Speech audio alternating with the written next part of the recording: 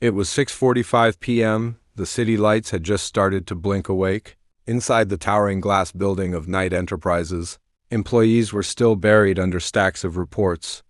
But the man who owned the empire, Alexander Knight, stood silently by the window, staring at the rain trailing down the glass. He had built everything from nothing. Every brick, every dollar, every sleepless night had carved his name into the skyline. Yet, for the first time in months, the man who never left before midnight whispered 3 rare words to his secretary. "Cancel tonight's meetings." The secretary blinked. "Sir, the investors?" I said cancel. Alexander grabbed his coat, ignoring the shocked faces around him. No one knew why the billionaire suddenly decided to go home early. Not even he did. He just felt tired, empty. His mansion, a vast expanse of marble and silence, always felt like a museum, beautiful but lifeless. His wife had passed away 3 years ago. Since then he buried himself in work, believing money could fill the space her laughter once did. But tonight he missed his 8-year-old son, Ethan. He missed bedtime stories, his small hands tugging his tie, his innocent laughter echoing through empty halls. By 7:20 p.m., his black Bentley rolled through the iron gates. The mansion loomed ahead, lights glowing faintly. He expected the usual silence, discipline, and the faint scent of polish from the maids. But as he stepped inside, something stopped him cold. From down the hallway he heard laughter, children's laughter, Ethan's voice and another voice. Soft, feminine, warm. He followed the sound quietly, his footsteps barely echoing against the marble floor. The closer he got, the more he realized it was coming from the study room. The one Ethan wasn't allowed to play in. He paused outside the half-open door. Inside he saw his maid Lila, sitting on the floor with Ethan. Books and crayons were scattered everywhere. But what caught Alexander's attention wasn't the mess. It was what she was teaching him. Ethan held a small paper heart in his hand, his eyes glowing. "So love isn't something you buy?" Layla smiled gently. "No, sweetheart. Love is something you give, even when you have nothing."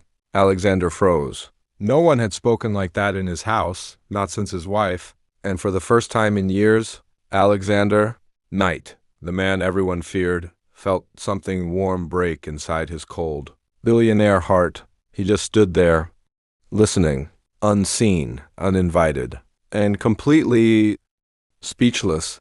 Alexander stood still, as if time had frozen. Rain pattered against the windows. But for the first time in years, silence didn't feel empty. It felt soft. A warmth he hadn't known since his wife's laughter once filled this house. "Papa?" Ethan's voice pierced through his thoughts. Alexander quickly stepped back from the door. But it was too late. Small footsteps were already running his way. The door swung open. Ethan's face lit up, a mix of surprise and joy. "Dad, you're home early." The boy ran to him, wrapping his little arms around his legs.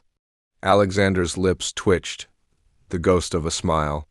A forgotten feeling. Then his gaze shifted to Layla. She stood awkwardly by the study table, cheeks flushed, still holding a paper heart in her hands. "Sir, I didn't know you'd be home early," she stammered. Alexander's tone was calm but sharp. "Clearly." Ethan quickly spoke up, eager to explain. "She was helping me with my homework, Papa.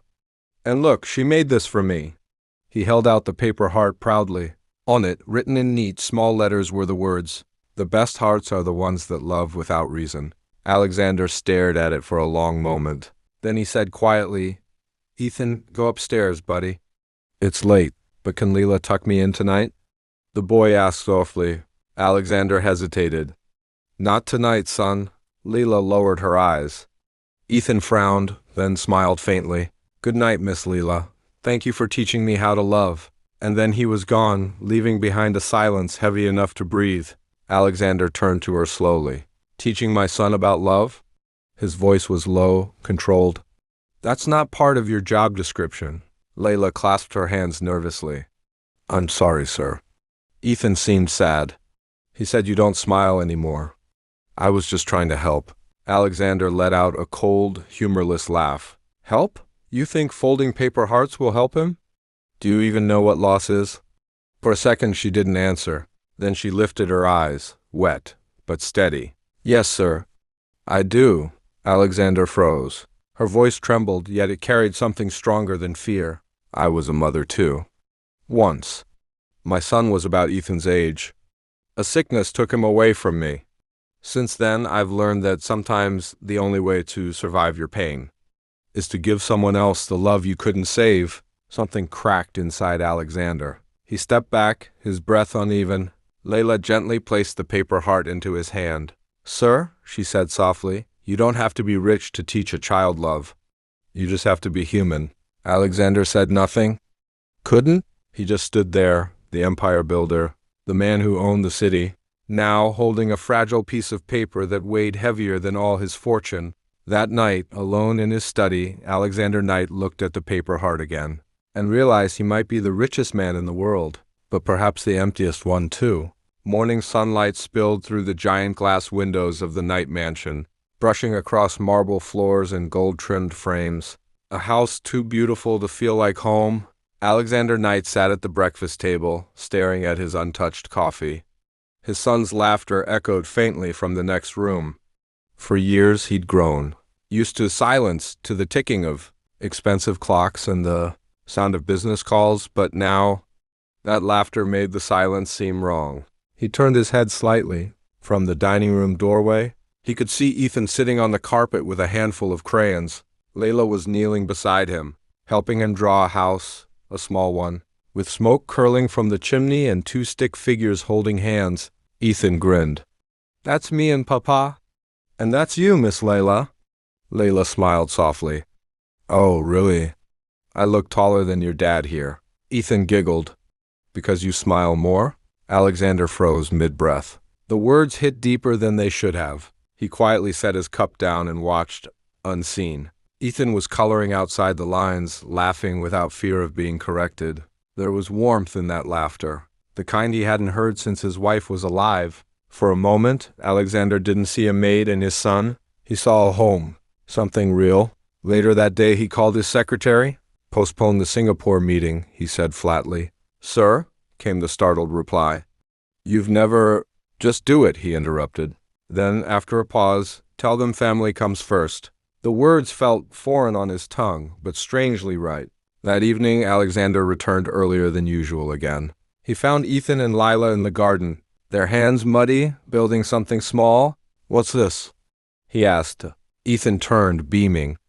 "A birdhouse." Miss Leela said birds need homes too. Layla stood up quickly, brushing dirt off her hands. "Sir, I can explain," but Alexander surprised them both by stepping closer and picking up a nail himself. "Carry on," he said quietly. Ethan gasped. "You're helping?" "For once," Alexander replied with a faint smile. "Let's make it strong enough for a family." Layla blinked, stunned.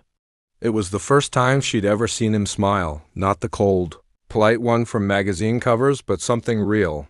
As the sun dipped below the horizon, the three of them stood back and admired the tiny wooden birdhouse. Ethan's small hand slipped into his father's, unafraid now. "Papa," he whispered, "you look happy." Alexander's throat tightened. He squeezed Ethan's hand gently. "Maybe I am." And behind him, Layla watched quietly, the woman who had walked into their home to clean floors and ended up sweeping dust from a billionaire's heart instead. The next few days passed differently inside the Knight mansion. For the first time in years, the sound of laughter replaced silence. The servants noticed the change, the way their boss came home before sunset, the way he smiled when his son spoke, the way he no longer barked orders, but no one dared to ask why, except one night. Alexander decided he needed answers himself. He stood by the hallway window, watching the faint reflection of Lila walking toward the servants' quarters, her steps quiet, careful, almost as if she carried her pain in silence. He didn't know why, but something in her story lingered in his mind. A son about Ethan's age, a sickness, a love that survived loss. Those words echoed like a song he couldn't stop hearing.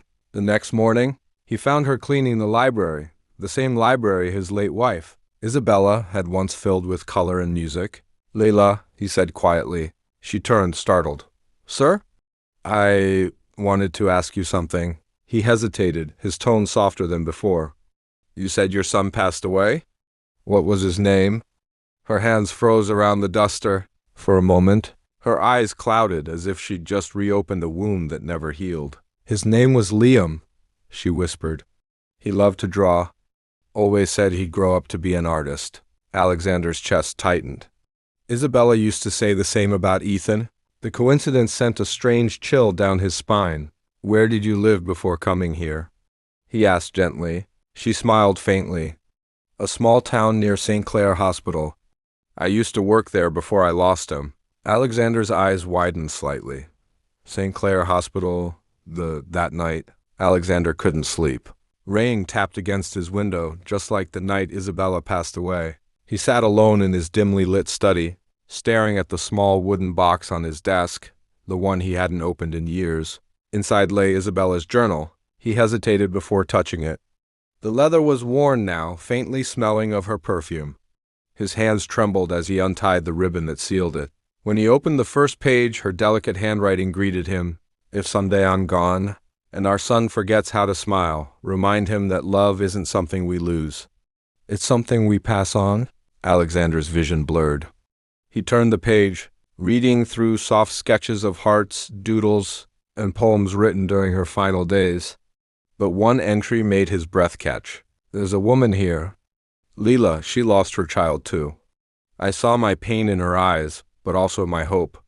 If she ever finds Ethan one day, I know she'd bring him the warmth I can't. He stared at the words until the ink almost disappeared under the weight of his tears. His wife had known.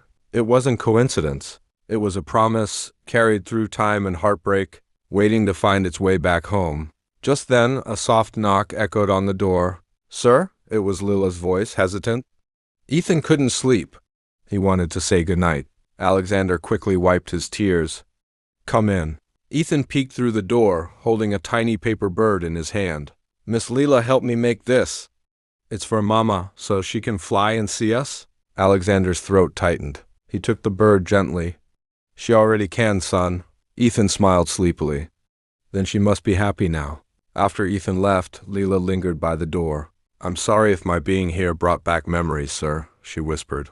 Alexander shook his head.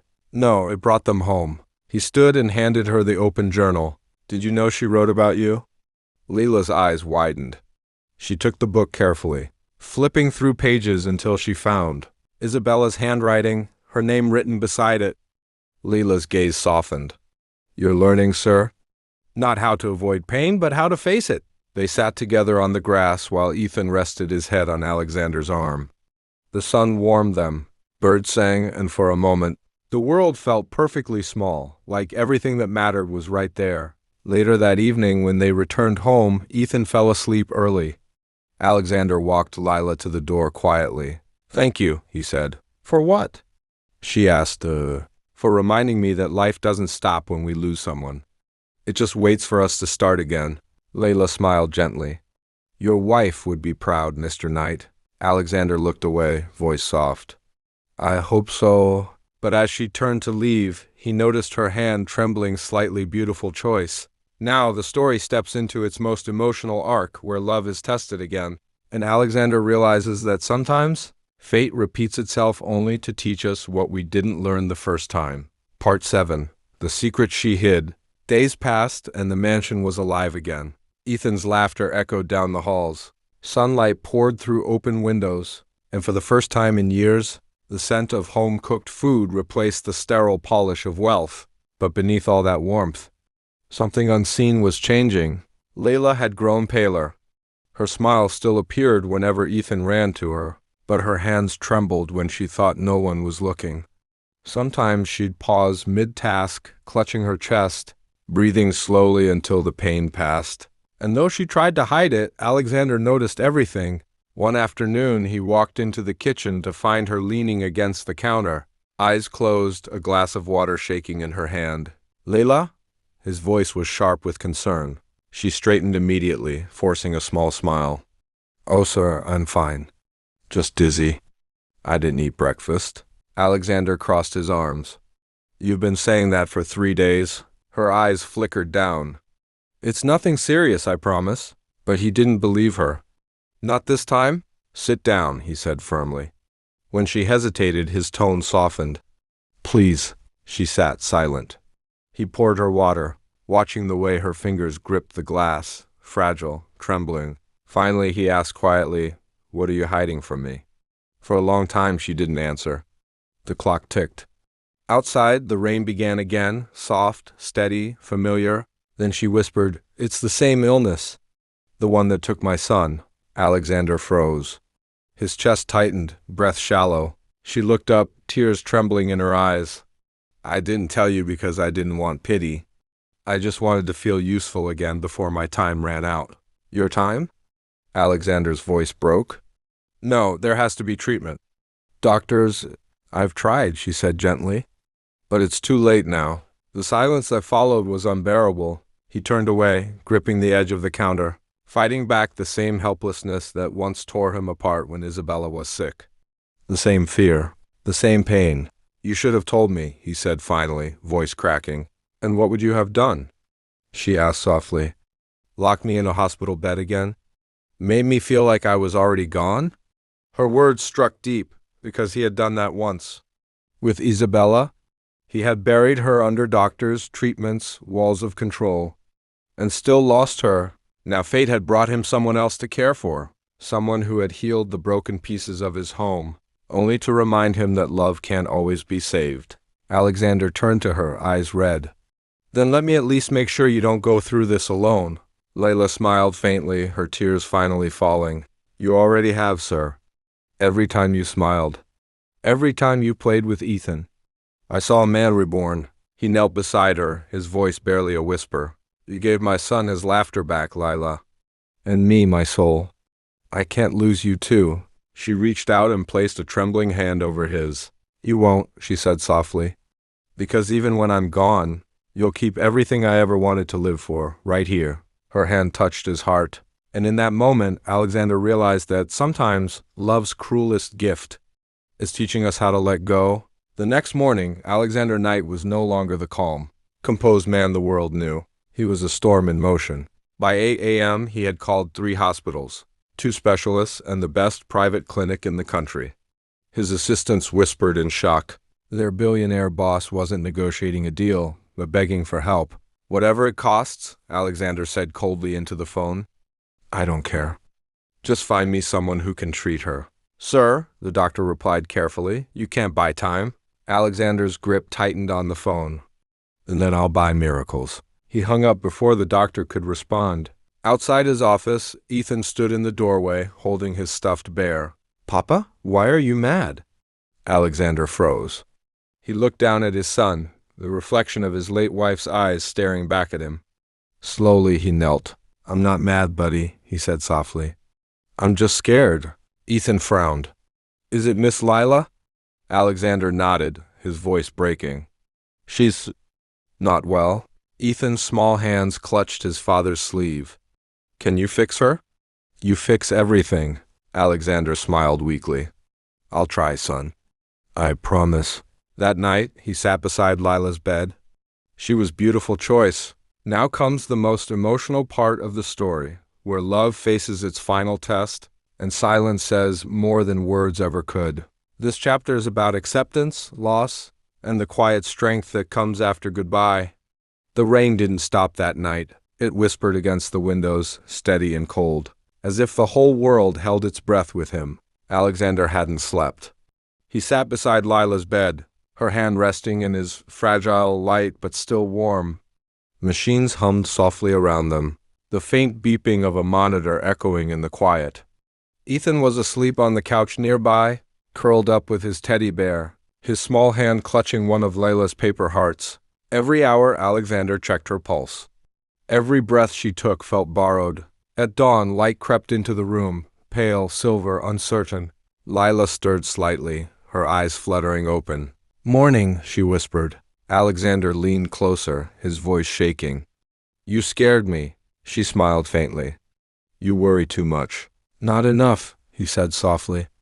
"Not when it mattered." Her fingers brushed against his cheek. "You did enough, Alexander. You gave Ethan his father back, and you gave me something I thought I'd lost forever." "What's that?" he asked. "Peace." Tears burned in his eyes. "Layla, please don't talk like." She shook her head, her smile soft but sure. You kept your promise. You learned how to love again. That's all I ever wanted to see before I left. Her breathing grew weaker. Alexander held her hand tighter, as if strength could be transferred through touch. I'm not ready to lose you, he whispered. No one ever is, she murmured. But love isn't lost, Alexander. It just changes hands. She turned her head slightly, her eyes resting on the sleeping boy across the room. Take care of him for me. I will, Alexander said through tears. I swear I will. She smiled, eyes glistening. Then that's enough. Her fingers twitched once in his grasp, and then slowly went still. The monitor's steady beep faded into one long, soft note. Alexander froze. His heart stopped. The world around him blurred. The rain, the light, the silence. Everything dissolved into nothing but the weight of her hand in his. He didn't cry right away. He just sat there, staring at the woman who had walked into his home as a maid and left as the soul who healed them both. Ethan stirred awake, rubbing his eyes. Papa, is Miss Leela still sleeping? Alexander turned to him slowly, forcing a trembling smile. Yes, he whispered. She's sleeping. And she's free now. Ethan nodded sleepily and crawled into his father's lap, resting his head on his chest. Together they sat there in silence, father and son, holding each other as the morning sun rose quietly over the city. Alexander looked down at the paper heart in Ethan's hand, the same one Lila had made months ago. On it were the same words that had changed everything. Love is something you give even when you have nothing. He pressed the heart to his chest, tears finally falling freely. And for the first time since Isabella, and now Layla, he whispered through the pain, thank you for teaching me how to love again. The mansion didn't feel empty anymore. It was quieter, yes, but not hollow. The walls that once echoed with loneliness now carried laughter again, the kind that comes from healing, not noise. The grand piano in the living room wasn't just a piece of decor anymore. Ethan played it every morning before school, his small fingers dancing across the keys, playing the same melody Lila had once taught him. Alexander stood in the doorway, coffee in hand, listening with a soft smile. He'd never remarried. He didn't need to. Some loves don't end in forever, they end in meaning. On the shelf above the fireplace sat two framed photos, one of Isabella holding baby Ethan, and beside it a photo of Lila, laughing with flour on her cheek as she taught Ethan how to bake cookies. Between them stood a glass jar, filled with hundreds of paper hearts. Each one carried a message written by Ethan and Alexander. They called it the Promised Jar. Whenever they missed Layla or Isabella, they'd write something they learned about love, kindness, or life and drop it inside. One heart read, love doesn't stay in a house, it stays in people. Another said, when you teach someone to love, you never really leave. That afternoon, Ethan came running into the study, holding a piece of paper. Papa, school wants us to write about the person who changed our lives. Alexander looked up, smiling. And who are you going to write about? Ethan grinned. Two people, Mama. And Miss Layla. Alexander's throat tightened. What are you going to say? Ethan thought for a moment. Then he said softly, I'll say, they both taught me how to love someone, even when they're gone. Tears welled in Alexander's eyes. He reached out, pulling his son into an embrace. You make them proud every single day, he whispered. That night, after Ethan went to bed, Alexander walked into the garden. The moonlight spilled across the roses, the same ones. Leela used to water every morning. He knelt beside them, whispering into the wind. I kept my promise, Lila. You were right. Love didn't leave. It just changed hands. A soft breeze brushed across his face, gentle, familiar, almost like an answer. He smiled. For the first time in years, his heart was still. Not because he stopped missing them, but because he finally understood that love isn't meant to be held forever. It's meant to be passed on. As he turned back toward the house, Ethan's laughter echoed from upstairs, bright, alive, endless. And for Alexander Knight, the billionaire who once thought love was weakness, that sound was everything. It was the sound of life after loss. It was the sound of Lila's last lesson.